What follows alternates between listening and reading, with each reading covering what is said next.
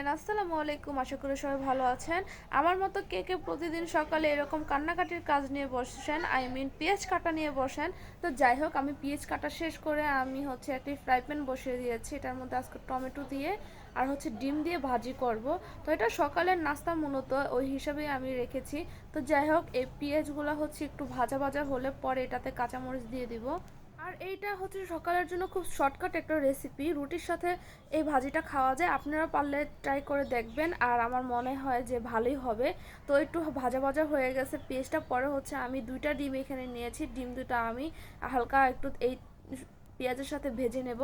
আর একটু সময় নিয়ে কিন্তু ডিমটা ভালোভাবে ভাজতে হবে, কারণ ডিমের যে একটা বাজে স্মেল আসে, ওটা যদি ডিমটা ভাজা কাঁচা হয়ে যায় তাহলে স্মেলটা বের হবে। আর এই স্মেলটা মূলত আমি পছন্দ করতে পারি না। ডিমের যে একটা বিশ্রী স্মেল আসে, এটা আমার সহ্য হয় না। তো যাই হোক, আমি এটা একটু বেশি করেই ভাজা ভাজা করতেছি, কারণ একটু বেশি ভাজা হলে কোনো সমস্যা হয় না।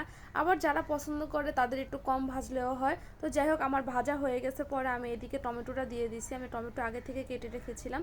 তো যাই হোক, এটা এখন একটু নাড়াচাড়া করতে হবে ভালোভাবে। আর টমেটোটা কিন্তু পুরো গলে যাবে না, একটু আস্তে আস্তে থাকবে। তো এভাবে নাড়াচাড়া করতে করতে আমার টমেটোটাকে একটু হালকা গালাতে হবে। আর এটা কিন্তু একটু ক্যামেরার কারণে হলুদ হলুদ লাগতেছে, বাট আমি কিন্তু কোনো হলুদের গুঁড়া বা মরিচের গুঁড়া দেই নাই।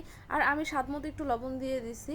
তো যাই হোক, ক্যামেরার ফোকাসের কারণে এটা একটু বেশি ইয়েলো কালার লাগতেছে, কিন্তু দেখতে তো ভালোই লাগতেছে। আর খেতেও আমার কাছে খুব ভালো লাগে, আপনারাও পারলে ট্রাই করে দেখতে পারেন।